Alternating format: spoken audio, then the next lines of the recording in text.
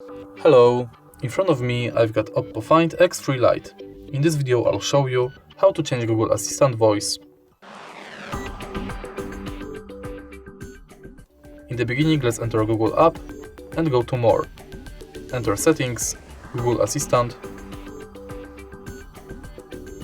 and now enter Assistant Voice.